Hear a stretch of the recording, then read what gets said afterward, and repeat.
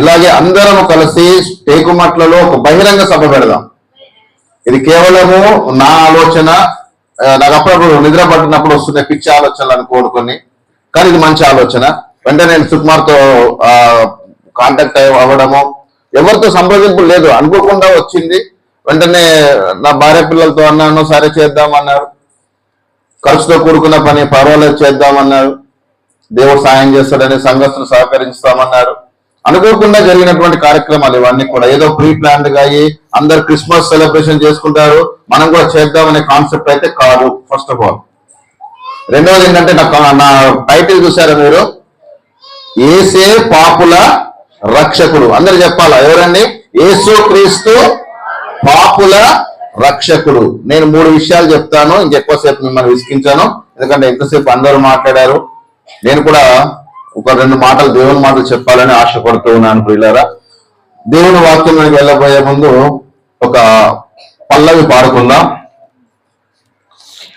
క్రీస్తుని గూర్చి మీకు ఏమి తోచుచున్నది, క్రీస్తుని గూర్చి మీకు ఏమి తోచుచున్నది, పరుడని నరుడని భ్రమపడకండి, పరుడని నరుడని భ్రమపడకండి, దేవుని కుమారుడు ఈయన, దేవుని కుమారుడు.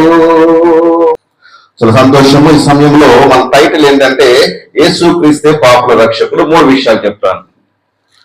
ప్రపంచంలో రక్షకుని అవసరత ఎందుకు వచ్చింది? రక్షకుడు అనేటువంటి మాటకు అర్థం ఏంటో తెలుసా అండి? రక్షకుడు అంటే ఏంటి?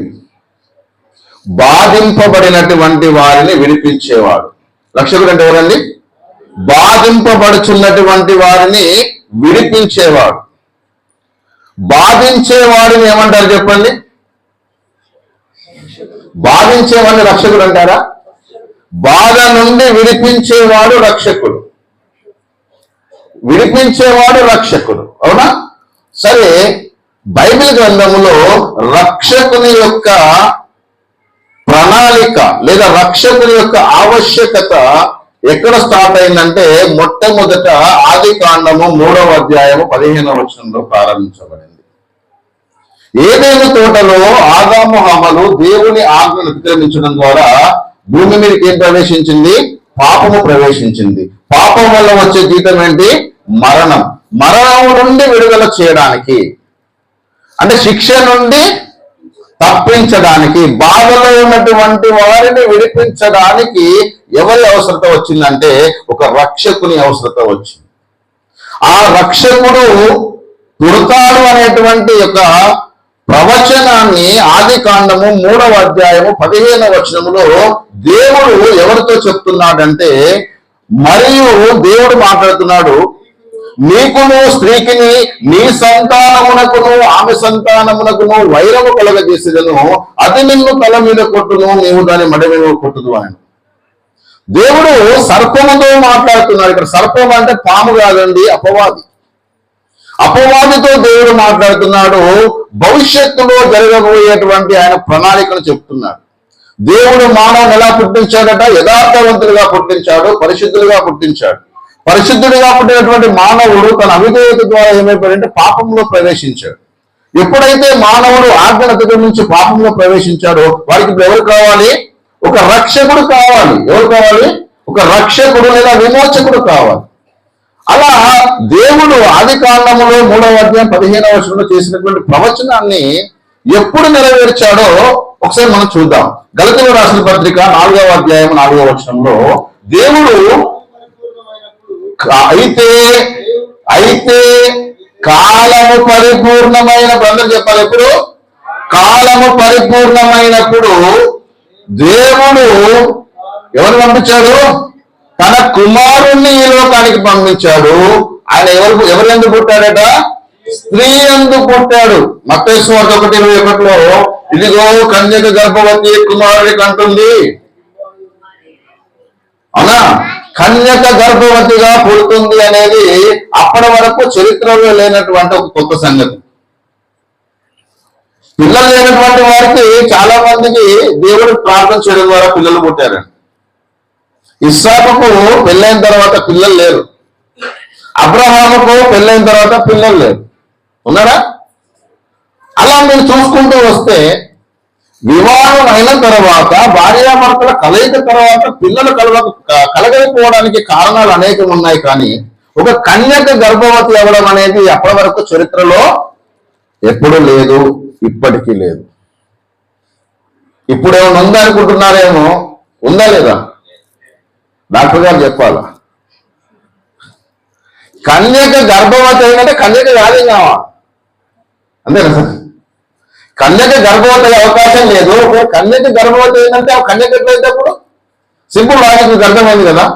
సో ఇప్పుడు కన్య మరియ గర్భంలో యేసు ప్రభు ఎలా జన్మిస్తాడంటే దానికి ఒక ప్రాసెస్ ఉంది. ఏంటి ఆ ప్రాసెస్ అంటే, ఆమె పరిశుద్ధాత్మ ద్వారా గర్భాన్ని ధరించింది.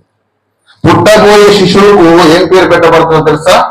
పరిశుద్ధుడై దేవుని కుమారుడు అనబడతాడు. సర్వోన్నతుని కుమారుడు అనబడతాడు, మామూలు మనిషి కాదు ఆయన.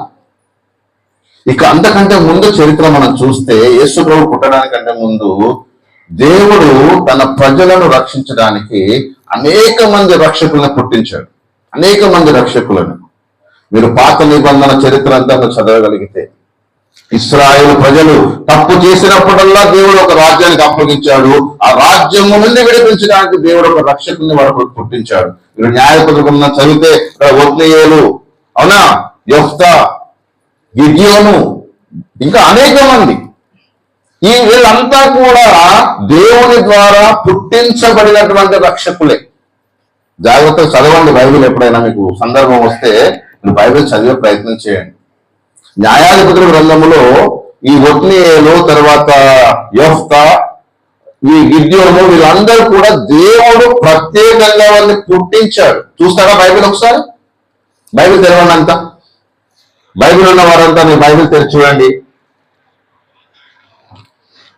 న్యాయాధిపతుల గ్రంథము, న్యాయాధిపతుల గ్రంథము 3వ అధ్యాయము 9వ వచనంలో ఏముందండి? ఇశ్రాయేలీయులు యెహోవాకు మొరపెట్టగా యెహోవా కాలేబు తమ్ముడైన కనజు యొక్క కుమారుడగు ఒత్నియేలును ఎలా రక్షకునిగా, ఎవరి కొరకండి? ఇశ్రాయేళ్ల కొరకు. అలాగే 3:15 యెహూదు, అవునా, 3:30-31 షెమ్గరు, 6:14-16 గిద్యోను, 15వ అధ్యాయం 17-18 వచనాల్లో సంసోను. ఇలా వీళ్ళందరూ కూడా దేవుని ద్వారా ఇశ్రాయేలు ప్రజలను రక్షించడానికి పుట్టినటువంటి రక్షకులే. కానీ యేసు ప్రభువుకు ప్రత్యేకత ఉంది. ఏంటో తెలుసా? ఇదిగో ప్రజలందరికీ కలగబో మహా సంతోషకరమైన సువర్తమానం నేను తెలియజేయబోతున్నాను. దావీదు పట్టణమందు నేడు రక్షకుడు మీ కొరకు పుట్టి ఉన్నాడు, ఈయనే ప్రభువైన క్రీస్తు. దావీదు పట్టణంలో పుట్టినటువంటి ఒక రక్షకుడు, ఆ రక్షకుడి పేరు ఏం పేరంటే క్రీస్తు. క్రీస్తు అనే మాటకు అర్థం ఏంటంటే అభిషిక్తుడు. యేసు అనే మాటకు అర్థం ఏంటంటే రక్షకుడు. దీన్ని అపోస్తల కార్యానికి వచ్చేసరికి పేతురు గారు ఏం చెప్తున్నారు తెలుసా? 4వ అధ్యాయం 12వ వచనంలో, మరి ఎవరి వలనను రక్షణ కలగదు, ఈ నామమునే మనము రక్షణ పొందవలను, కానీ ఆకాశము క్రింద మనుష్యులకు ఇవ్వబడిన ఏ నామమున మనము రక్షణ పొందలేము. సో యేసు అనే మాటకు అర్థం ఏంటంటే ప్రజలందరినీ, మనుషులందరినీ, దాంట్లో తెల్లవాడు, నల్లవాడు, పుట్టివాడు, పొడుగువాడు, టేకుమట్లైనా, రాయలగుణమైనా, లేకపోతే ఉప్పులపాడైనా, లేదని అందరూ, ఏ భేదము లేదు, అందరూ పాపం చేశారు, ఏ భేదము లేదు, అందరికీ రక్షకుడు అవసరమే. అందుకే అపోస్తలుల 10:36 అంటాడు, యేసు క్రీస్తు అందరికీ ప్రభు. ఎవరికట? అందరికీ ప్రభు. నా ద్వారా తప్ప ఎవ్వడు కూడా తండ్రి యొద్దకు రాడు. యేసు లేకపోతే నీకు రక్షణ లేదు. పౌలు ఏమన్నాడంటే, నేను క్రీస్తును పోలి నడుచుకున్న ప్రకారం మీరు నన్ను పోలి నడుచుకోండి. చాలా మంది అంటారు పౌలు పోలు నడుచుకోవాలంటారు. అర్థం కాక ఎవరి పోలు నడుచుకోవాలి? అక్కడ క్రీస్తుని పోలి నడుచుకోవాలి. క్రీస్తు అన్ని విషయములలో మనకు మాదిరి ఉంచాడు. దేవునికి ఏ విధంగా విధేయత చూపాలో దాని ఇందాక సహోదరులు చెప్పారు. ఆయన మరణము పొందునంతగా, శిలువ మరణము పొందునంతగా విధేయత చూపిన వాడై తను తాను రిక్తునిగా చేసుకున్నాడు. యేసు ప్రభువు లేకుండా ఈ భూమిలో ఎవ్వరికి రక్షణ లేదు. అని చెప్పిన రెండే మాటలు ఏంటంటే, నమ్మి బాప్తిస్మం పొందితే రక్షించబడతాడు, నమ్మకపోతే శిక్ష విధించబడుతుంది. ఇంకా యేసు ప్రభుని ఉయ్యాల తొట్టులో చూడకండి. యేసు ప్రభు ఉయ్యాలలో లేడు, సత్రంలో లేడు, అవునా, పశువుల పాకలో లేడు. ఇక్కడ 3 విషయాలు చెప్తున్నాను. ఒకటి, పశువుల పాకలో పుట్టలేదు, అందులో లేడు. సత్రములో స్థలము లేదు, అందులో లేడు. పశువుల తొట్టులో పడుకోబెట్టారు కానీ పశువుల పాకలో లేడు. ఎక్కడున్నాడు ఇప్పుడు యేసు ప్రభు? నేను చాలాసార్లు చెప్తా, ఎక్కడున్నాడు యేసు ప్రభు? మీరు క్రీస్తుతో కూడా లేపబడిన వారైతే పైనున్న వాటిని వెతకండి, క్రీస్తు అక్కడ తండ్రి కుడి పార్శ్వంగా ఉన్నాడు. ఇంకా మీరు శ్రీయేసుండు జన్మించరేయలని పాడితే దానికి అక్కడ కూర్చొని ఎంత నవ్వుతాడో తెలుసా, ఎంత బాధపడతాడో తెలుసా? ఇప్పుడు ఆలోచించారా దేవుని మనసు ఎంత బాధపడుతుందో? నేను యేసు ప్రభువుని పూజించొద్దు, ప్రార్థించొద్దు, లేకపోతే ఆయన కృతజ్ఞతలు తెలియచేయొద్దని చెప్పట్లేదు, కానీ ఇంకా మీరు ఎంతకాలము ఆ పాత ఆలోచనలతో ప్రభువుని ఆరాధిస్తారు. ఆయన ఇక్కడ లేడు. ఎప్పుడో చెప్పారు. ఎక్కడికి వెళ్ళాడు ఆయన? యేసు ప్రభు సమాధి నుండి లేచిన తర్వాత కొందరు స్త్రీలు వచ్చి ఆయన సమాధి దగ్గర ఏడుస్తుంటే అక్కడ ఉన్నటువంటి దేవతలు ఏం చెప్పారు? అమ్మా, ఆయన ఇక్కడ లేడు. తాను చెప్పినట్టు ఆయన 3వ దినాన లేచాడు. లేచి ఎక్కడికి వెళ్ళాడు? 40 రోజులు మీకు కనపడ్డాడు. 40 రోజులు కనపడిన తర్వాత అందరు చూస్తుండగా ఆరోహణమైపోయాడు. మళ్ళీ వస్తాడు. ఎలా వస్తాడో తెలుసా? మేఘారూఢుడై వస్తాడు, ఆర్భాటముతో వస్తాడు, ప్రధానంతో శబ్దంతో వస్తాడు, దేవుని బూరతో వస్తాడు. మృతులైనటువంటి వారు లేస్తారు, సజీవులమైన నిలిచి ఉన్న మనము వారితో కూడా ఏకంగా ప్రభువుని ఎదుర్కోవడానికి పోతాం.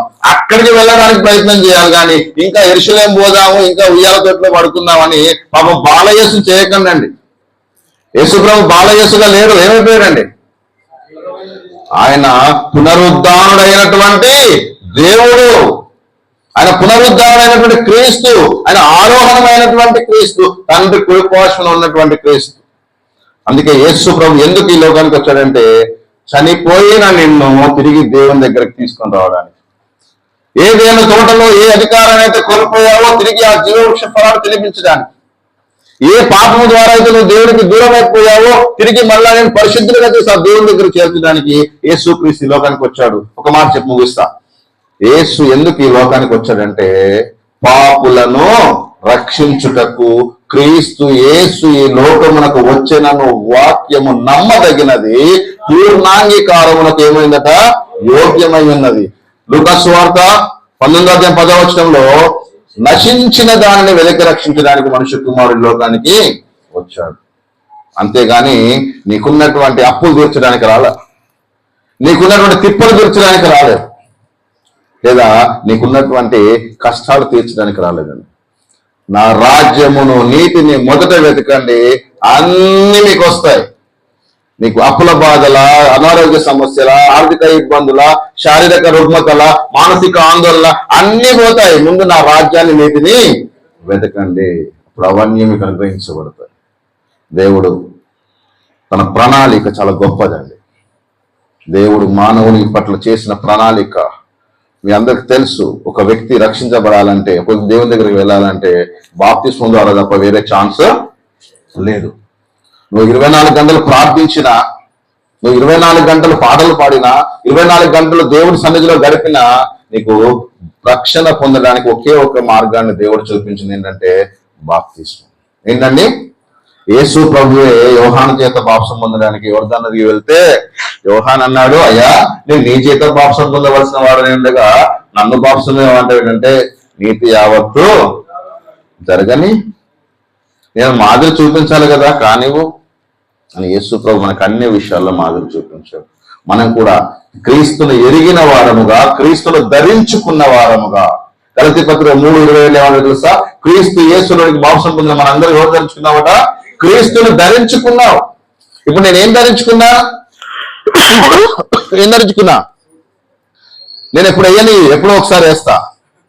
ఇలా వేసుకున్నా, లోపల ఉడుతుంది నాకు. అదే ఇప్పుడు నేను క్రీస్తును ధరించుకున్నాను అనుకోండి, నా లోపల ఏముంటుంది? ఒక వేడి ఉంటుంది కదా. ఏదా వేడి? ఏంటి ఆ హీట్? యేసు క్రీస్తు అనేటువంటి హీటు, ఆ పరిశుద్ధత, ఆ హోలీనెస్ ఉంటుందా ఉండదా? సో నేను క్రీస్తును ధరించుకున్న ఆ మాటకు అర్థం ఏంటంటే, క్రీస్తు యేసుని బాప్తిసం పొందిన ప్రతి ఒక్కరు ఎవరిని ధరించుకుంటారండి? క్రీస్తును ధరించుకుంటారు. క్రీస్తును ధరించుకున్నవాడు ఎలా జీవిస్తాడంటే క్రీస్తు వల్ల జీవించడానికి ప్రయత్నం చేస్తాడు. మన మనుషులం, బలహీనులం, కొన్నిసార్లు పొరపాట్లు జరుగుతాయి. బలహీనమైన క్షణాలలో తప్పులు చేస్తాం, కొన్నిసార్లు పడిపోతాం, మళ్ళా తిరిగి లేస్తాం, పడిపోతాం, తిరిగి లేస్తాం. కానీ దేవుడు మీకు ఎప్పుడు కూడా తోడుగా ఉంటాడు.